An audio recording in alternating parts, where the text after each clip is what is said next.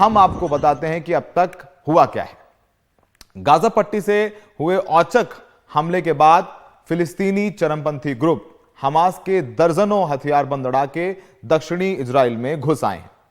Gaza पट्टी से Israel में हजारों रॉकेट दागे गए।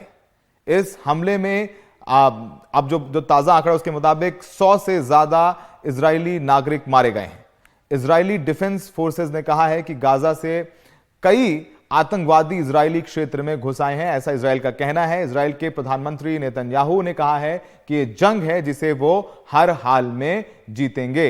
इजराइल ने भी गाजा पर जवाबी हमले शुरू कर दिए हैं, जिसमें हवाई हमले हैं वो भी जबरदस्त तरीके से हो रहे हैं और अच्छी खासी तादाद में फिलिस्तीनी नागरिकों, जिसमें हमास के लड़ाके भी शामिल हैं, उनकी भी मौत हुई है। और जहां पर जिस दक्षिणी इजराइल में घुस आए थे, वहां से भी जिन घरों पे कब्जा कर लिया था हमास के लड़ाकों ने, उन घरों से भी उनको निकाल करके गिरफ्त में लिया जा रहा है। दक्षिणी इजराइल के कई जगहों पर इजरायली सुरक्षा बलों और फिलिस्तीनी लड़ाकों के बीच लगातार गोलीबारी हो रही है। इजराइल के कई अस्पतालों में सैकड़ों घायलों का इलाज चल रहा है और यही हालात गाजा पट्टी में है, जहां पर इजराइल के हमले से सैकड़ों की तादाद में फिलिस्तीनी नागरिक भी घायल हैं जो गाजा पट्टी में रह रहे हैं।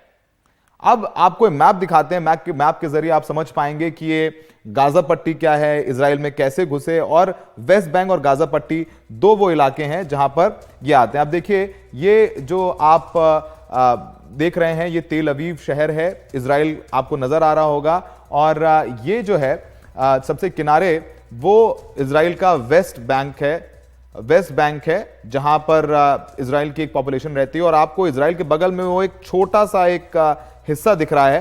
वो जो छोटा सा हिस्सा नजर आ रहा है वो है गाजा पट्टी, जहां से इजराइल में घुस आए हैं हमास के लड़ाके, और उसी गाजा पट्टी में हमास के लड़ाकों पर हवाई हमले कर रहे हैं और उसके सैनिक भी इस वक्त लड़ाई कर रहे हैं। तो आपको नजर आ रहा होगा तेल अवीव में भी कुछ रॉकेट लॉन्चर हैं, वो गाजा पट्टी की तरफ से पहुंच गए हैं, वहां पे भी लैंड हुए हैं और वहां पर भी जान माल की नुकसान हुए हैं।